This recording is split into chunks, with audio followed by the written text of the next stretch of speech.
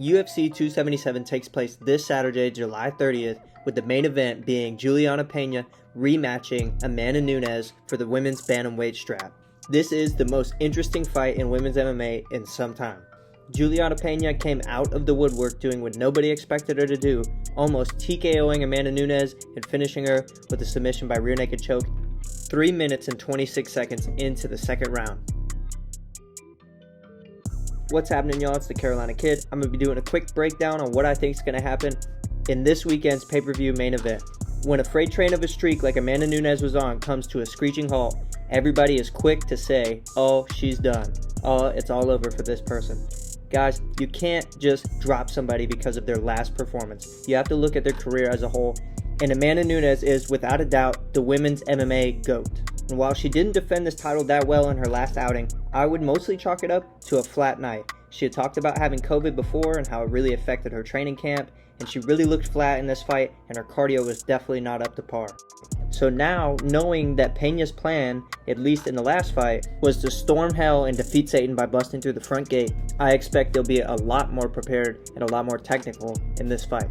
Peña did a good job of getting her head offline, throwing her dipping jab over and over and over, which she landed many times and has in her past fights. But the rest of her technique is really not impressive, especially when you're talking about the level of opponent that Amanda has faced.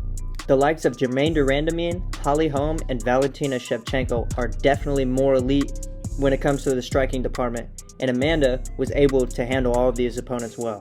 While she didn't stay on the feet long with de Randamie, she actually KO'd Holly Holm and was able to edge out 2 decisions against Valentina Shevchenko, who is definitely top 10 most technical fighters in my book. The only route to victory that I see for Peña is the one she took in the last fight, to throw bombs with Amanda, try to tire her out, and hope that you can absorb the shot. But, like they say, lightning never strikes the same place twice. Amanda looks to be in better shape than we've seen her in a really long time. She's pretty ripped up, shredded with abs, and she seems hungrier than she has in the last few years. When it comes to grappling, Peña is purple belt, Nunes is a high-level black belt, and Peña was actually recently submitted by Germaine de Randamie. Amanda also has the advantage on the feet. She's definitely the better fighter there, having beaten Holly Holm in a technical match and going 6 rounds with Valentina Shevchenko and besting her in that as well. She also had more success on the feet against de Randamie than Peña. I definitely see Nunes coming back in better shape, more technical, with a better game plan, and if that's the case, I really don't think Peña has a chance. Unfortunately for Peña, I think she'll be known as the Buster Douglas of MMA. I see Amanda Nunes winning by a dominant decision. Peña absorbs shots well, so I don't see Amanda having an easy time getting her out of there. However, I just think if it's a technical matchup, Amanda Nunes has the advantage in every aspect. I'm calling it 49-46 Nunes. I think she might sit back a little bit that first round, and the judges might give it to Peña because Nunes is going to want to feel out, find that range, and then she's just going to pick her apart. Alright, y'all.